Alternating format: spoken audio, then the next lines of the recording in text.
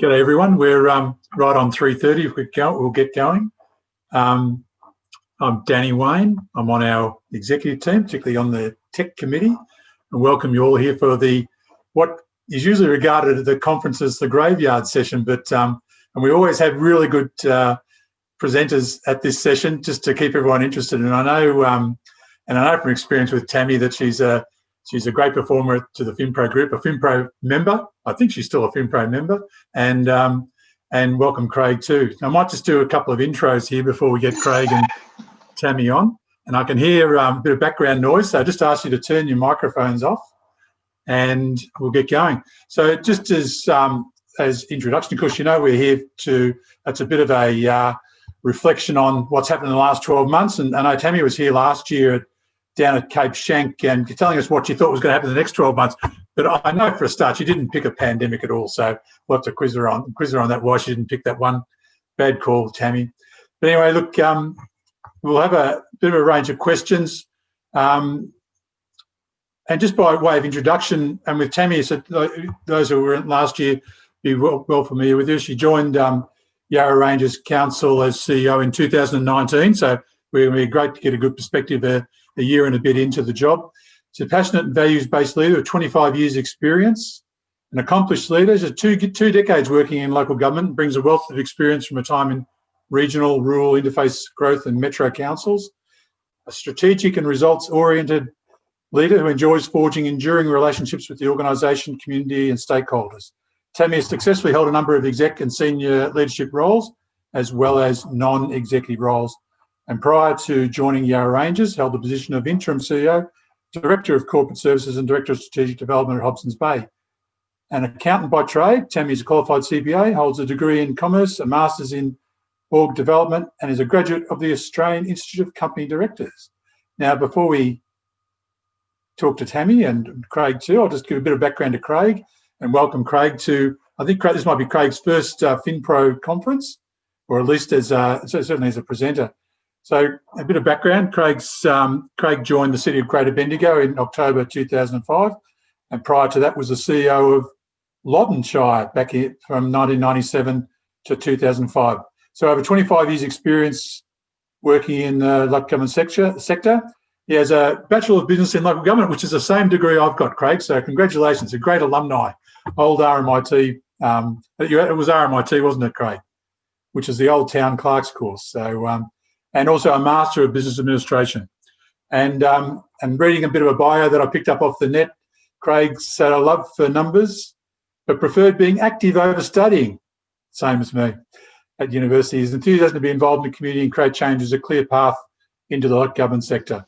So grew up on the family dairy farm and landed a job as a junior clerk at the Borough of Eaglehawk in 1993, and stepping stone, and ended up as the CEO of Loddon Shire in 1997, and not long after that moved to Bendigo, and proved to be a good move, and it's been now a City of Greater Bendigo for 12 years. So welcome to Craig and Tammy, and thank you for joining us. It's a bit of a look. We've probably got a fair bit to do in terms of your experiences with COVID, particularly, and what's happened, and just how things have changed over the last 6 months. But if we get a bit of time, I wouldn't mind going back over your career paths, because everyone's really interested in hearing your career paths and where you're going, how you got there, and maybe even some tips on what to do. And you can't do the town clerk's course anymore, Craig, so I'm not too sure what tips you'll have for us. But maybe to start off with, I might get you, maybe each of you, and maybe Tammy, you go first, just to talk about what you think the main challenges now in that post-COVID period, particularly, say, the next 12 months. Thanks, Danny. Hello, everybody. Great to be with you again.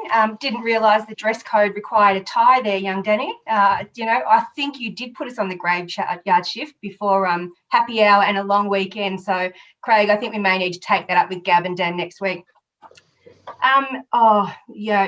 Can't do it justice, the challenges that are in front of us for the next 12 months as a sector and as individual councils. But in no particular order, I'll touch on a few things that are relevant. They're relevant to what you do every day in your jobs. They're certainly relevant to the thinking that we bring as we make decisions for our councils and our communities. understanding and reaching agreement on community-led recovery is really going to be critical. Trying to really make the final calls on where we invest our effort and energy to support community and recovery is going to be pretty critical, and it's going to be a real battle, I think, with the tensions that exist between trying to we've always grappled with service provision versus capital investment. We know that there's always a tension in trying to support services and what's needed in community with built form, and that will remain, I think, with the swing back towards services becoming more and more prominent. Certainly that's our view in Yarra Ranges. Service adaptation, Danny, I think is a really critical one for a challenge for local government going forward. What the community needs from us and which services we continue to provide with a recovery lens in a COVID setting will be a pretty big challenge, I think. At Yarra Ranges, sadly, we're not unfamiliar with crisis and the need for recovery. By way of context, we had in the Black Saturday bushfire tragedy event across Victoria and impacted a number of local government areas. But for Yarra Ranges, that had a 700 job losses through that crisis. COVID on our economic assessment takes 6,000 jobs out of our municipality.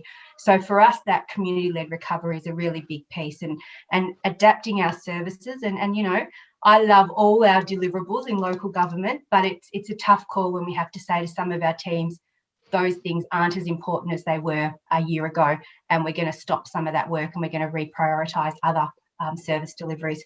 So, service adaptation, which is, of course, people adaptation at the end of the day. Our services are delivered by our crews and needing to adapt our workforce to be able to cope with that challenge. It probably does bring me to people. At Yarra Ranges, we're in the midst of building a very new, big, flash building. And the challenge, of course, now is what's that going to look like when we bring the workforce back? And you'll all be having those conversations in your own councils around what does the return to the office look like? We're in metropolitan, so we're still under stage 4 restrictions for the moment. The numbers are looking good, and hopefully that shifts a little bit. But I gave an instruction to our organisation a little while ago that there'll be no returning to the office for 2020, regardless of what the restrictions do or don't do. Partly that was about just settling the nerves around what might this look like at the end of 2020. The reality is we're going to see out 2020 working from our homes and into 21 as well. So returning our teams to the office is going to be a significant challenge. Health and wellbeing, and I think, Craig, you'd have to agree with your workforce. It's taken its toll on the workforce. They're exhausted. For us, a big challenge in that is we're in a wet season. So at Yarra Ranges, we are sadly not unfamiliar to flooding and also tree fallings, but also coming into a fire season with a workforce that is quite frankly exhausted and tired, and has run a marathon already this year in the pandemic response and has to go into a season where they'll have to be on guard again. So there's a challenge there, leading people remotely, leading our teams remotely. I asked 4 things of my leaders early in the pandemic stage, 4 behaviours that I asked for them to cultivate, I guess, in their teams. And they were things like speed over precision. We're going to have to get really comfortable with making some decisions without the benefit of time that we might be used to normally. So needing to engage for impact. Our community was at a point where it didn't want to talk to council anymore. They were so internally focused on self and survival as a family unit and community. What council was doing wasn't their highest priority. So whenever we engage for impact. Reliably deliver, say what we're going to do and do it. That held the strongest reputational credit to our community, and that was a pretty important challenge in the last year and will remain a challenge, I think, going forward for the next year. And adapt boldly. And we remember all that saying in local gov where if you want the 79 councils to do something, you have to legislate for it. Well, I think the other element is you put a global pandemic over it and you see some real united form in local government. So I think for the sector to hold on to some of that will be really important. I don't know, there's a new council, they tell me at some point in the next few weeks we're going to have elections declared. And I was saying to Danny earlier that induction is not a cut and paste of 2016. It just cannot be. So challenge for staff is getting ready to present really reliable, important data. Needs and impacts of community at our forefront. We're here for the community and therefore we need to adapt as well to support the community. And I don't think this group would let me get away without saying the financial overtone of all of COVID sits as probably one of our most significant challenges ever. You know, for Yarra Rangers, and we might go into this with your questioning later, but for Yarra Rangers, we applied the 2% rate cap and then provided back a credit to the community, which was the equivalent of the increase from the previous year, because we don't like to keep it simple. So we tried to just make it a little bit more complex. And to Monash's credit, they saw our hand and raised our hand, and they offered a 10% discount to their residents. And I hear about that regularly from my constituents in my community, Danny. So we'll talk about that again later. But, you know, no decision is without consequence. And for all of our councils that made decisions throughout this year, which was a fairly politicised budget, rightly so, communities are hurting and councillors had to struggle with decisions they were going to make. But nonetheless, decisions have consequences. And for us, we'll cope with whatever comes next year. If we have a rate cap announced in December of X, our community will also potentially see a reinstatement of the rate dollar, which would see potentially a 2 or 3 or 4% increase in the overall rates next year. So that won't go without criticism from our community. And so decisions made this year will have consequences for next year. But beyond that, the cost of COVID is phenomenal on budgets, and you all will deal with that each and every day in your work, that you will be seeing costs that we didn't even anticipate are coming through. And block your ears, my Yarra Rangers crew, but the budget this year has really been a guide, because we've had to make decisions on the fly that won't have budget sitting behind them, and we're going to have to work through that over the coming months. But it's not your perfect world, but it's a world where we've had to just shift and move. So I reckon, Danny, I'll leave it there. There's a lot this year, though, and look forward to hearing Craig's challenges as well. Thanks, Tammy. Over to you, Craig. Thanks, Danny. Thanks, Tammy. And well said, and very similar situation here in Greater Bendigo. Can I just say hello to all the current and ex-Bendigo people that are on this call? There's a few of you, so good to see you again. So just some numbers quickly. Bendigo is 3,000 square kilometres. So it's not just urban Bendigo, it's city of Greater Bendigo. Closing in on 120,000 people, 1.7% growth, and growth in all age groups across our municipality, across our sector. About 1,000 staff, that's about 780 EFT, and a budget of 220 million. And Tammy, I'm reckoning that's pretty close to a lot of your numbers. Yeah, sounds about right. Similar in terms of Bendigo and Yarra Rangers, albeit that you're in still in level 4 restrictions, and we're able to get out and do a few things. A lot of the things you talked about, Tammy, are exactly that here.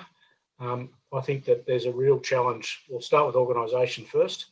Our people are challenged. It was great that we were able to keep our local government staff in employment. That was a huge relief, and as a CEO, it's a huge relief to not have to go and stand down hundreds of people and deal with all the numbers and issues that come with that. But then there's so much diversity in local government, and the people that work across our organisations, the impact has been different. So having 400 indoor staff work from home, all of our outdoor staff still being expected to go about their normal daily lives and their work, doing the same things in a COVID environment. And then there's the people contact, the maternal and child health people, the home support carers, the people that have to go into places where there is a degree of vulnerability. And we probably took a lot of that for granted, that they would deal with that themselves and in their own way. And if I had a reflection, I'd make sure that we really looked after those people even more on the way through. They're all going well, but just would think that we could probably even continue to do that better. And this is an ongoing pandemic. It hasn't stopped. You know, a fire or a flood generally comes to a conclusion much sooner. Our resilience and the resilience of our staff and the support we provide to our staff in the future is going to be really, really important. One of the things we hold in high regard in a regional setting like Bendigo is our collaboration and relationships we have with other organisations. And I think that's held us in good stead in our response. So that's bringing different partners together to work out how we can play our part. And that includes our neighbouring municipalities. And we've got a really good collaborative arrangement with our rural shires that adjoin us at Greater Bendigo, we work well together and we share resources, and I think that's one of the things we do really well, and that certainly helps us in a time of real difficulty like a pandemic. Our businesses have had really mixed responses. Some of our businesses have thrived. Some of our hospitality businesses have adjusted and survived, and some of our hospitality businesses are at breaking point, to the point where they get very angry and frustrated, and blame starts to become a pretty significant part of what they talk about. So we get caught in those conversations, of course. You know, what are you doing about rates? Can you waive our rates? Can you reduce our fees, etc.? I think one of the things we can do and can do well in local government is get to know those people before a pandemic, before an emergency, so you can have the working relationship with them no matter what the issue, and work through the detail of those issues in a constructive way. And we're finding that's to our advantage at the moment, because I guess we've had some continuity of people in our organisation, and we can have the grown-up conversations about how best to work our way through these issues and support our businesses that are hurting. Tammy, you mentioned the new council. Who knows what that will bring? I think every candidate has suggested the recovery from COVID in their candidate statement, and I've got no idea what their expectations are around that. I think that'll be a real challenge for us to work our way through what that new council's expectations will be versus the previous council. Some councils are really compassionate about how they go about supporting people, and they just want to advocate for the person. And I guess others take a bigger picture view and say, well, for the greater good, we've got to get to this point. So we've got to make some hard decisions. It'll hurt some people, but we've got to get through to that point. Financially, the recovery will be difficult. We still don't know what the financial issues really are. We recut our budget for this year. We're already starting on next year. You mentioned service levels, Tammy. We're going to have to review what that looks like. I think the rate capping, we're starting to really hurt from rate capping. This has accelerated that significantly to a point where our CapEx capability is declining quickly. And we're going to have to work really hard on the efficiencies of our organisation to reduce costs and continue to deliver high quality and high valued service to our community. And one of the biggest challenges I think we have, and it's been experienced by all of us this week, is responding to the changes of government and the announcements of government, and having to just quickly say, well, how are we going to deal with this issue of people coming into rural and regional areas for fire preparedness and flood preparedness for a second home, putting in place systems and processes and resourcing that really quickly, and it becoming a priority. The outdoor dining was another example of that, where we've had to bring a group of our well-meaning staff together, some from a regulatory point of view and some from an economic point of view, and throw them in the same room and say, how can we make this work? How can you work well together to bring a good outcome for these businesses that have been struggling? This is long term. This isn't going to be over in the next financial year or the one after that. We'll have the tail of this for a fair while. So I think it's really important that we're very resilient around our approach, that we do take our time to make good decisions and work through the long-term changes that will put us in good stead for the future. I'll leave it there, Danny, for now. Thank you, Craig. And I'll touch on the new councils in a minute. Probably, and Tammy touched on the budget process. You've touched on the rate cap. And I wouldn't mind just maybe elaborate or getting your thoughts on this process, or maybe the experience you've had in the last, well, for many of us, it's instead of a 6 to 8 month budget process, it's been a 14-month budget process. And particularly we've got probably 16 councils who have gone for a 0 rate increase, and which means they haven't taken the 2% rate cap. I know Yarra Ranges took the 2% rate cap, but have given it back as a waiver. And Tammy mentioned, and I can say it's a genuine council initiative. It wasn't an officer's recommendation to do a 10% waiver at Monash. And I'm very cognizant. I don't want to be critical of any council, because the pressures you're under in terms of those decisions, particularly in an election year, and there's obviously a lot of pressure on council officers to deliver those things. But and I suppose that leaves probably the majority of councils have gone with the 2% rate increase. And I guess just get your heads, just let me tell us what your experiences were in that budget deliberation process and the discussions with councils. I know they're different councils, but it'd be good to get a perspective from a large, Greater Bendigo Shire, the largest rural shires. And Tammy, you're on the fringe. You're metro, but it seems to be more rural than metro Yarra Ranges. So I'd love to get your perspective on that process and how the different experiences you've had in terms of that budget deliberation. Over to you, Craig. Maybe with you thanks, first. Danny.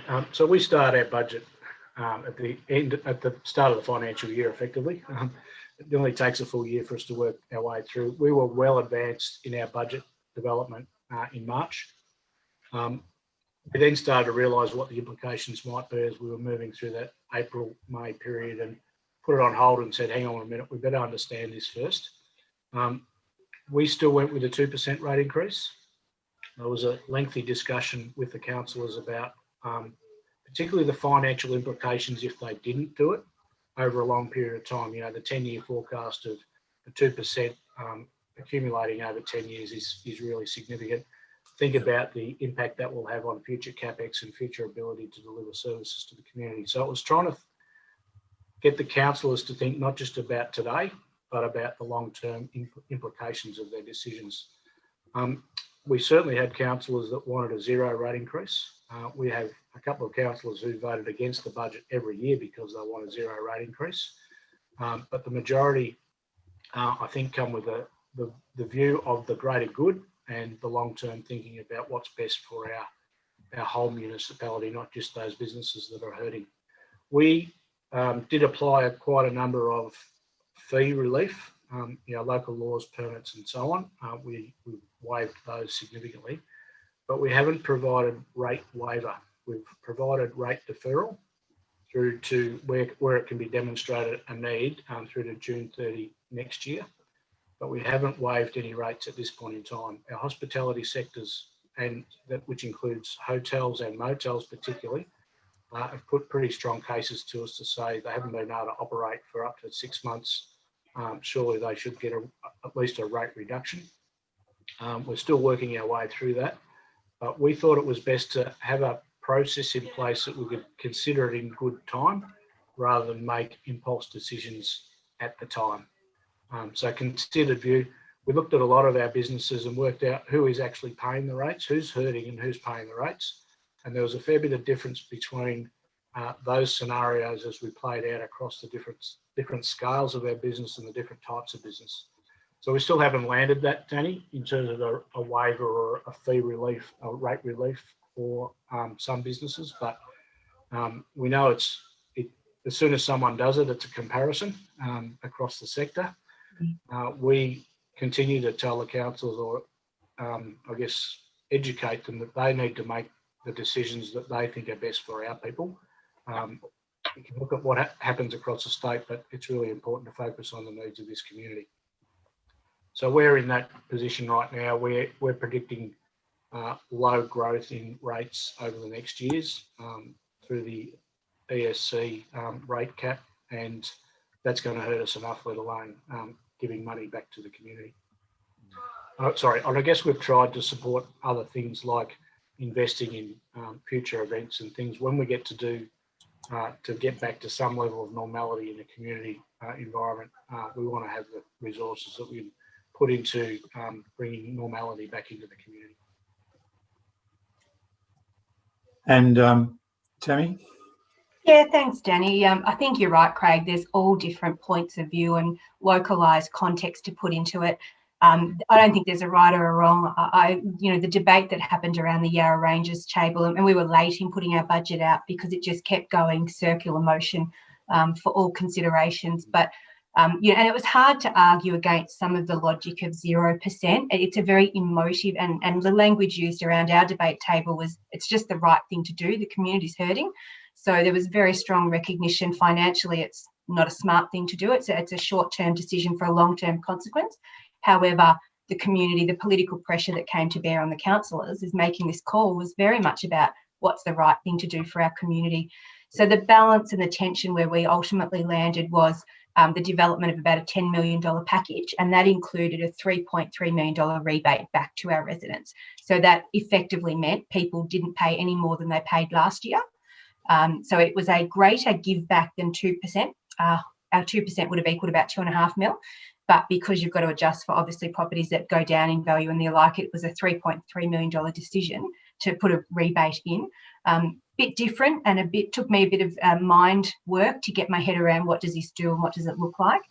The other alternative of 0% for Yarra Ranges would have meant 28 million over 10 years.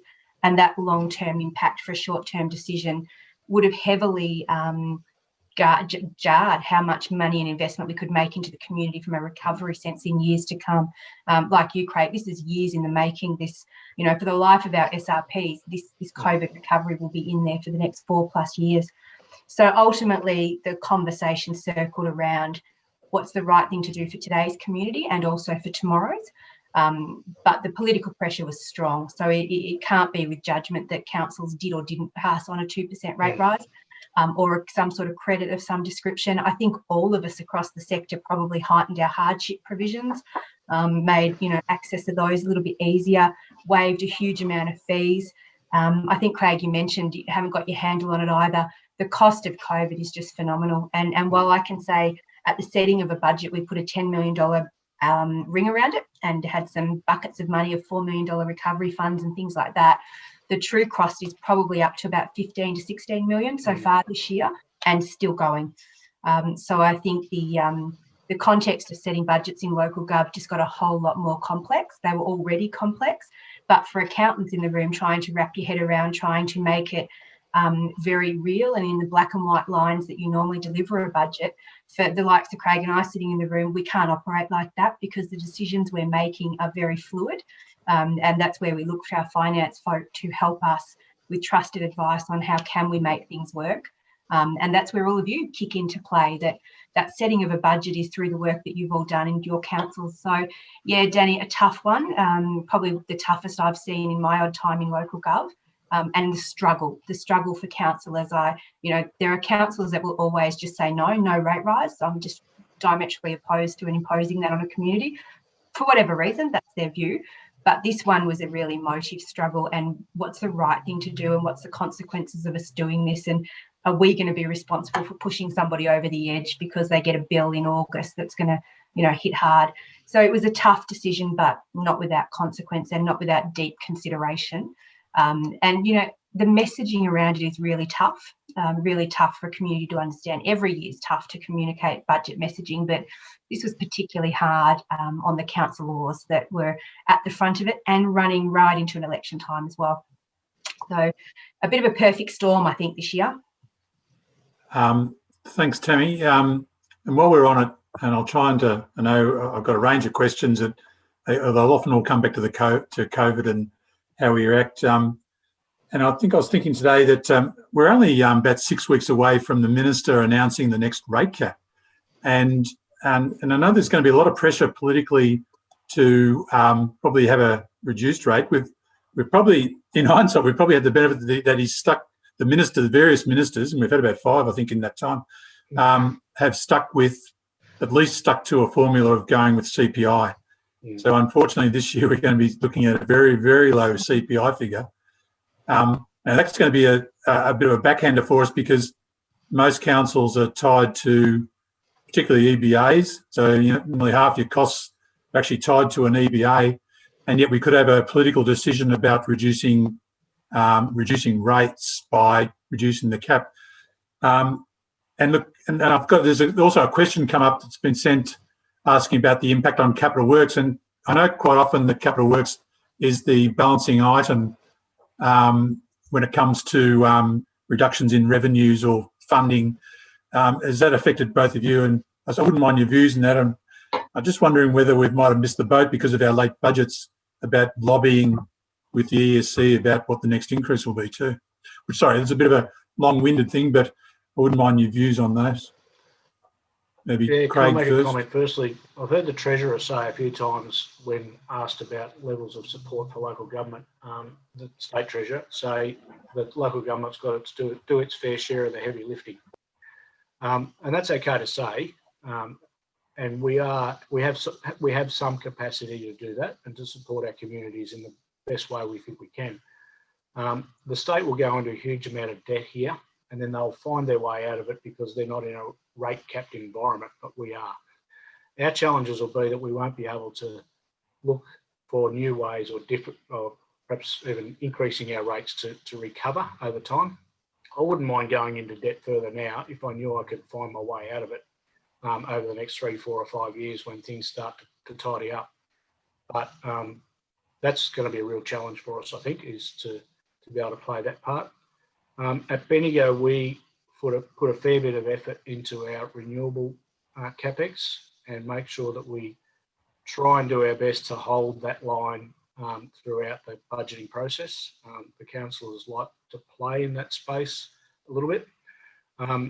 The other challenge is the stimulus money that comes, which has attachments to it about a bit of local money to be put with it. And having to find those funds will mean that we've probably got to borrow more in the short term to be able to do that. But we're certainly seeing that our the free money, the extra money that we have to be able to allocate across new capital projects is declining, and that's making it harder and harder. We've said to our staff, our managers already this year for next year's budget, don't expect copious numbers of operating business cases, and it'd want to be a pretty good locked-in capex project for us to proceed with it. Happy for them to be developed to create a pipeline, but don't expect to see too many of those coming through. We've already got some forward commitments that we need to deliver on. So it's going to be a tough time. And I think just to add to that, Craig, the stimulus often comes with a dollar matching kind of element to it, which, you know, there's a bit of a double knife sword in there, that it's tricky to allocate new monies to deliver projects that we want to bring forward. Because of that very reason, we've had to divert money from capital budgets into operational delivery just to survive through COVID and the redirection of effort. So yeah, I agree. I think wholeheartedly that's going to be an issue. I don't know, Danny, I don't think it's too late to lobby the ESC, but I also think they're very aware. I think at every opportunity that the councils have met with different state government bodies over the last 6 months, we've been really clear on the rate capping and the pressure that came to bear from likes of the Treasurer's comments over time, and even the various ministers. Local government need to put skin in the game and do their heavy lifting bit as well. And it showed probably some lack of knowledge about what we do and how much we have put into that game. But I think we did make points very strongly that the rate capping scenario really hampers the efforts that we can do. So I think they would be fully aware. I think it'll just come down to politically what they can and can't do. And would a minister be brave enough to move away from the current methodology in providing a rate cap? Don't know that probably is going to happen. This is not the year to be bold, I don't think. But you know, we'll wait and see. But the impact of the rate cap this year will be hurting of councils, and same situation as Bendigo, Yarra Ranges. We took money out of this year's capital budget to fund COVID initiatives. We've heavily tried to hold steadfast on renewal, but when you take out a council like ours and like Bendigo, they're huge geographical spots. It just costs money to be able to deliver anything in them. So there's only so much you can take out before you're at all the good new stuff that communities are going to lose out on as well. And we're probably at that point that we're losing a lot of the great initiatives that will make things better for community and at the fundamental 101s of what we must deliver. And the stimulus packages, they'll always be welcomed, but there's a time to say we can't take it on because to do so would compromise us on our delivery of those renewal elements, which are critical as well. So I think there's, we've been a bit overwhelmed with some of the money coming from state on different pieces of it. And then in some instances, it won't go far enough. The recent one was last week, the money for outdoor activities and activation. I think, Craig, you at 250K or we 500 for regional? 500. Yeah, so we were 500 as well. It sounds like a lot of money. It doesn't go a long way, and each of your councils would have their own allocation. So the stimulus is welcomed, but the rate cap is a real concern heading into next year's budget deliberations. And Danny, can I just make a comment about CapEx? We've lifted the bar pretty high on quality, and I think we're going to have to bring that bar down a little bit. Our managers, we've got a landscape architect team. We've got people that clearly want to deliver great outcomes, high quality 5-star projects for their community, and certainly agree with all of that. However, that won't be affordable in the future. So we've got to probably reduce expectations a little bit, both within the organisation and in the community, to make sure that we can deliver a broad set of CapEx projects across the municipality. Yeah, it's interesting, Craig. I think I've been reminded, we're very lucky at Monash. We don't have any debt at the moment. We've also introduced some a lot of rate deferral options for people, and I don't think we'll have a cash flow problem. But I wish we had some loans that I might have been able to draw on early, just to cover us to get us through that January period. It's interesting. I've been reminded several times. Sorry. A great time to borrow. Yeah. Well, I've been reminded that several times, but I think people realise that if you borrow $20 or $30 million, although interest rates, I don't think they realise you've got to pay back the $20 or $30 million too. They seem to think like it's a true accountant, Danny. Yeah. Often it's sort of called very negative, but anyway. Look, I do want to talk about some changes to office and that too, but while we're talking new council, we've got just excuse me a second, the dog's scratching the door, which is one of the issues you have with working from home. Just to change the New Lock Government Act now. I know you'd be well underway with your induction programs for the new councillors, and from the finance people particularly, there's a fair bit involved, not only with the community engagement, deliberative engagement, and you got the council vision, which is new, and then a 10-year plan. So I'm not too sure if either of you have got an adopted 10-year plan, but I'm sure you've got the extensive 10-year work plans and worksheets that you use for the council's budget deliberation. We're going to go to a 4-year budget, which will be I'm hoping not too many changes to the existing format, but we're certainly going to be a 4-year focus rather than just the 1 plus the 3 extensions. A rating and revenue strategy we haven't seen any detail on yet, and no legislation to back it up just yet. And then an asset plan the year after that. So they're big ticket items, particularly from the finance side. And I suppose just talking about what your strategies are, what your thinking are in terms of particularly the induction, if you've got a few new councillors coming in, and probably what your thoughts are on particularly 10-year plans and maybe some tips for everyone out in all the finance people out here who might have be contemplating how they're going to present that to council over the next 2 months. Maybe Tammy, do you want to start first? Yeah, sure, happy to. I think at the outset, I'd say pragmatism has to win out, Danny. I don't even think an annual budget this year was worth its paper it's written on, from the context of COVID just turned it on its head. Now, we did a lot of work before budgets were adopted, but we're all at the September forecast period and re-navigating what that looks like. I don't think the 4-year budget looks particularly different to what we do have now, and I would argue it shouldn't, because the dynamic space we live and work in, service provision has got a continuity with it. Capitals are well planned out with their programs of work. So I don't know that there's too much rigour going to be put to change that 4-year plan. I think most of us have a 10-year model. I'd argue probably a 15 to 20-year should be our view out, but it's a very high level, of course. It just keeps eyes on the future, and I think that's useful for a council. In terms of, oh gosh, you covered a lot there. In terms of induction programs, I potentially could have a majority of a new council, so I'll have at least 3 or 4 out of 9. Potentially more though, and the field is double the amount of candidates than we've ever seen before. So there is a high potential there that I'll get a very different looking council. And we've had a very stable council. So I've got some councillors that have been there 30 odd years.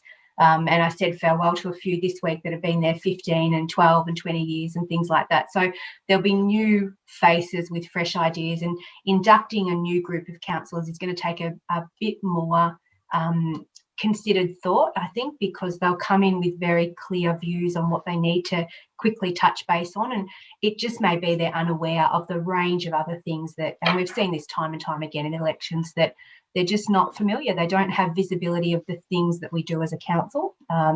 So as I said earlier, it's no cut and paste induction. The thinking that has to go into preparing, particularly the financial setting, it will be scrutinised heavier than I think any other new election coming in. The councillors coming in will want to have degree of confidence in the financial aspects of the business. They'll want to hear from the officers and take real confidence in what's presented. So succinct presentation of data is going to be really critical, because the minute you waver on some of that stuff, it's going to be really hard to claw back that confidence. So I think in preparing your teams and your data for councillors, really give thought to what's the key messages councillors need to hear, remembering that some of them won't have ever had exposure to this kind of thing, this size of our budgets and the enormity scale of what we do. So that succinct key measures and key indicators is really important, some really clear visuals. Stay away from a lot of words. It just complicates it beyond comprehension for new councillors. So really succinct message, key top 5 sort of indicators that you want to drive home messages on. There'll have to be a good bit of effort onto the COVID explanation, which is hard when you can't put a very strong defined figure in front of them, but it's multi-millions. So there's going to have to be effort put into explaining what we have done and the cost of COVID. And I think in terms of the decision making, it's really important up front to get on the conversation about future long-term decisions, because there is so many candidates out there with a freeze on rates mantra into their election. And so I think it's going to be really important to jump early on consequences and decisions of rate freezes and long-term impact, and driving home the need to continue to invest in recovery, and that's going to cost money, and that should be where the rate money goes to, informing business. So there's a lot there. Yeah, I'm with you a bit on the rating and revenue strategies. Most councils, though, have got them, even the principles that sit behind them. So I don't get too caught up in that. I think that will just flow its way out in whatever form and shape it takes. Deliberative engagement, that'd be interesting. That will be interesting for some councils who believe that the elected officials are there to represent the community voice, and therefore it's not required to go further to a deliberative process. And the challenges are when you do. But you know what, I look at it that if we are all sitting and working in local government, we believe in democracy. Heads up, if you don't believe in democracy, you probably shouldn't be where you're sitting. But if you believe in that, then there's no reason you can argue against deliberative processes. They are important to hear many voices and get to stronger outcomes. So I think there are probably just a few thoughts on those areas, Danny. And you're on mute. No one can hear what you're saying. I know. I don't know if you noticed, but I've got one hand rubbing the back of the dog, and I'm trying to keep him placated. And my wife's a primary school teacher, and she just walked back in. I'm sure she's going to come in and start talking. So I'm just I've been chopping and changing the microphone. The pitfalls of working from home. Anyway, I actually enjoy the company of the dog. I do quite enjoy the company of the dog. It's been good. Now, Craig, sorry, it's a bit long-winded, but it's probably about the planning documents and the new stuff, and particularly in dealing with new councillors. So what are your thoughts, and what are your plans? Yeah, so induction. So can I just wind the clock back? This last council, we had 7 new out of 9. We had a fairly a council that was behaving, or a couple of councils that were behaving very poorly in the previous council, which led to the significant change. Our induction was really strong. We got them in a room for 5 days straight. We had a facilitator. But we worked hard, and they committed the time. The first thing they did was said, we don't want to be like that council. We want to be a new council. We want to work together. We want to be seen to be professional and do our job well, and end up the term being respected for the work that we do. And they've achieved that. So we put a lot of emphasis back on that first little period of time when we got them together, got them to learn to work as a team and to support each other and help each other. So investment in that time is really important. In terms of finance induction to councillors, probably a lot of councillors, this is an assumption, have only really dealt with budgets as big as their home budget, and their biggest CapEx purchase will have been their house. So the numbers are huge. Don't assume that they all know how to read a set of financial statements. Don't assume that they understand the terminology. So we keep it simple. We've got a phrase that Bendigo is saying, finance is fun. So make it fun. Make it something that they can work on together. There'll be different levels of financial literacy amongst the group. Go and spend individual time with them. Set up one-on-ones. Some of them will be embarrassed, perhaps by their lack of literacy. So take them aside, sit them down, spend a bit of time with them, just talk them through the process, understand, let them ask questions. I think that early investment in time and effort from a finance manager or a director can be really, really helpful and rewarding. You'll build a lot of trust and respect. What you want to have happen over the 4-year term is that every time you walk in the room as a finance manager, you're being respected and trusted, and the numbers that you're talking about aren't going to be challenged because they think that they know that you know your work. So I think that's a really important part of spending the time early to get that right. We've got a 10-year financial plan. We've had one for quite a number of years now. We play with it every year. It's reasonably accurate, but it changes. It can change pretty quickly with even a stimulus package or something that goes for us or against us. So just keep adjusting them, making sure that you're on top of the changes that are taking place. I reckon our biggest challenge is our 10-year asset plans. I don't know of any local governments that have nailed that yet. To understand the true value and capability and I guess worth of our assets and how we're going to manage them in the future. I think we're going to be all under a lot more financial pressure to really think hard about the service levels that those assets provide and how we maintain and look after them into the future. And we've probably got pretty good data, but it's going to be put under scrutiny, I think, and that's going to be a challenge for us all. The other thing, I think a 4-year plan is pretty reasonable. Each council term's 4 years. They'll want to achieve things over that 4-year period. So for them to sit down and say, well, if we can look back at the end of 4 years and say we've delivered these key outcomes for our community, we're going to be happy, then the 4-year plan works really well. There's going to be a new council in 4 years' time that'll have their own set of objectives, and that'll change the 10-year plan at that point in time. I find it's really challenging for a lot of people to think 10 years plus. For any of us to think, well, what will 10 years look like? You know how old you'll be, you know how old your kids will be, but we really don't know a lot of things about 10 years' time. And this year's probably been a great reality check for us all about the things that can change and the impacts that it can have on people's lives, on organisations, on the economy, on a whole host of different things. So I think we try and do our best work over a 10-year period, but I'd be concentrating strongly on the 4-year period and making sure we get that as right as we can. Deliberative engagement. We'll all have a go at that. We had a go at a citizens jury just before this council. Grab some people in a room. One of the biggest challenges we had was to work out what we were going to ask them to do. What was the question? And we actually asked them, where would they recommend that we spend our money? And they spent a lot of time together. We provided them with a huge amount of information and knowledge, and they had some good recommendations, but they weren't going changes. They were, we've got a preference for arts, or we've got a preference for making sure that footpaths are invested in. It wasn't anything new for us. I think a strategic 10-year vision for the community in deliberative engagement will bring out a whole host of things that we're not even responsible for. And that'll be a challenge for us to bring it back to the core local government responsibilities and how we factor that into a long-term plan. We're actually we're getting through a lot of stuff, and I've got more questions than we've got time for. But so there's a couple of things I do want to touch on, particularly for staff working from.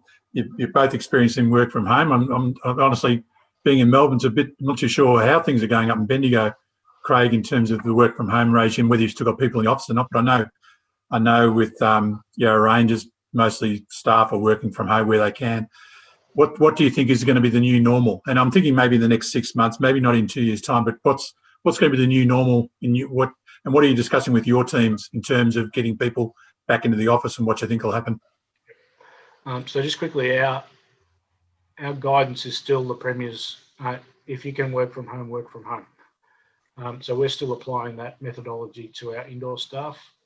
We've told them effectively the same as you, Tammy, that we don't expect to see significant numbers or many staff back in the office pre the end of this calendar year. We're working on a return to work plan, but we know that there will be some people that are very comfortable working from home. Others will love to come back to work, and there'll be a mix of some in the middle that say, I'd love to do 3 or 4 days in the office, but I want to have Wednesdays at home because it's going to suit me that way. I think there'll be a real mix of flexibility. We did a fair bit of work. We're going to go into a new council building in due course. Our current building's about to get knocked down, and we're going into a thing called GovHub, which is it'll have 1,000 staff, 600 state government staff, and 400 local government staff in the one building. We think that's going to be a real great outcome for our community and community service and our ability to work with state departments. So we've produced a document called Our Future Workplace, which is about preparing our staff for different ways of working in the future, a completely different work environment. That's been really helpful for us to guide us in our decision making and thinking about how we will plan for work. It was great in terms of flexible working, working from home, IT. Some of the things that we needed to push quickly happened quickly. We'll use that as a guiding document to think about how we return back to work. But I think we'll have a lot of different scenarios to work through. We'll try and put some sort of policy around it in terms of our preferences of transitioning back to the normal. But I'm sure there'll be lots of people that have some flexibility in where they work from. Great. And Tammy? Yeah, thanks, Danny. There's some similarities in that story from Craig, that we were transitioning to a new build that's underway at the moment. And so moving the organisation to an activity-based environment, and look, that will be presented with challenges. And we've been talking about rebadging that because it just looks different, even in the next 6 months when we're still under regimes of distancing that just won't provide for the numbers of people in the office regardless of environment. So that's a key part of it. But we had done a huge amount of work culturally shifting the organisation for readiness of working in ways that are not through the, what would you say, traditional ways, management by visibility. So heading towards leading staff in settings where they're not necessarily with you every day. And so that stood us in great stead for coping with working from home. Yeah, you're right. Last year I didn't foresee the pandemic, nor parents homeschooling children or caring for your elderly neighbours and things like that. It's just been a phenomenal year for our workforce to wrap their head around. Dogs will miss us next year when we do go back into the offices because they're used to having us there to do whatever they wish. But setting an organisation's culture now around what a new way of working is going to have to be a really big focus for all of us. The setting, we're talking to our organisation about the new norm, and the new norm is probably a couple of days in the office and a couple of days at home. The collaboration spaces are going to be really critical because when people do come together, they're going to be wanting to come together to talk through things and collaborate and perform and work on stuff. That setting of coming to just do very clear task-orientated work will probably be sought to be done at home. People will want that focus area and that clarity. There's also the health concerns. There are people in our workforce who just genuinely fear coming back into an office environment and setting around the COVID norm and what that might look and feel like. So we have to take all of that into account. So shifting an organisation's culture and preparing for, even if you talk January to June next year, that's a transition. We still won't have a vaccine, so that will still be in social distancing regime and less people in the office. And presumably the guidance from the Premier will be, if you can, you must continue to work at home. I'm expecting that early into the new year as well. But we want to try and bring teams back together and have connection days and points like that. So there's a fair, can't underestimate the fair amount of work in programming and organisations, teams that can come into the office and utilise that space and stay safe at the same time. So it's a big area of focus for councils, which hasn't had to have our full attention in the way it does right now and into the next few months and years. Thanks, Tammy. Now, look, we're actually running out of time. So, look, if anyone has any questions, put them on the chat box. There's a couple of comments there. Might just raise there. Stuart Smith's made a comment about the state not being tied to a cap and not having to fund their defined benefits either, which is a true statement. Charles from Casey, it's not the borrowing that's the issue, it's the paying back, which is my point. That's what I keep telling people. And Brad's put a comment there with regards to the discussions with LGV about the potential of the rate cap, and it was noted, and it was a discussion that they had, the exec team had with LGV just recently, and that they'll flag that with the state government. So hopefully that'll get through to the ESC too. There's a couple of things I would like to spend a bit more time talking about your careers and career paths. I know we did that last year, but Tammy, so really, and I always like to have that quick question about what are some tips in terms of people who are aspiring to be a CEO. And we've got Craig, you've been a CEO for many years, and Tammy, you're still a newbie in terms of CEO terms, although they do get turned over quite a lot. So there's always experience. I reckon our first tip, Danny, would be don't do it in a global pandemic. just wait until you get past that little bit. Well, they find out how good you are in the pandemic, Tammy, and I'm sure you're standing out too. So, Craig, just to maybe a quick, so 2 tips I want from you. One on maybe 3 tips. One a bit about career progression and what's probably one thing you always tell maybe your own staff in terms about career progression. 2 is Cats v Tigers, which one, and Storm v Panthers. There's 3 things I want from you. Thanks, Danny. Career progression. Always be your best, because you never know who's watching. Anyone could be a future employer, a supporter, a referee, someone that's going to help you get to another place. One thing I've always talked to people about is be very technically capable, but have good people skills. You'll never become a good CEO if you haven't got good people skills and you can't listen to people, talk to people, communicate at different levels, and be part of a pretty big organisation, and it's a people-based business that we're in. So if you want to find your way through the system, certainly get to know people and those people skills, and get to know the business as well. As finance managers here, you get to see the business from a financial perspective. Go and look at it from a physical perspective and get to know the people and how they work, and that, I think, helps you understand a lot more about how it all comes together. I'm on the Cats. They are a regional city, and Joel Selwood's from Bendigo. There's a few things that play out there. I think Gary Ablett will go out with a medal around his neck, and you've got to go with Storm, surely. Surely. No. Good on you, Craig. And Tammy? Yeah, ditto to what Craig said, but I think I would add be clear on why you want to lead, and be clear on what you bring to wanting to be a CEO. It seems to be the number one question you get asked for that guiding beacon of light. Why do you want to be a CEO? So you have to have real clarity about what it is you want to inspire and influence and have that vision. The way you get there is those things that Craig talked about around staying true and doing your absolute best every day of the week, because it's when it counts. So I think they would be the main thing. It's not for the faint-hearted. So surround yourself with people that give you really strong, frank, critical friends and trusted advisors and things like that, because you need a whole range of people in your corner to help you get there. And then when you're there, you need them there to help you keep going, and support networks around that. So, be exceptional at what you do, put your best foot forward, and be clear on why you want to be a leader and what you would bring to an organisation. As for the other, not fussed and don't care. As long as Victoria brings home the cup, none of my teams are there, so whatever comes on the weekend, enjoy your public holidays. Good on you, Tammy. Well said. Hey, look, thank you very much. I just hope, and Craig, we didn't get to meet you in person, so it'd be great to have you back in future years. I'm envisioning we're going to have an in-person conference next year, and we'll probably be down at Cape Shanks, so it'd be great to see you down there. And Tammy's always welcome as a FinPro member and has been a great supporter of FinPro. I'm sure we'll get her coming down to talk to us again at another FinPro conference. So, look, on behalf of everyone on board, I'd like to thank you very much for your input. You give us some great tips, great insights of what's happened, and I know you've both been really proactive in terms of dealing with the pandemic and giving us some good advice what to do over the next 6 to 12 months too. So, thank you very much. And there was a couple of questions privately there. Happy maybe to have a chat during the drinks session after this, and Brad, I might throw back to you.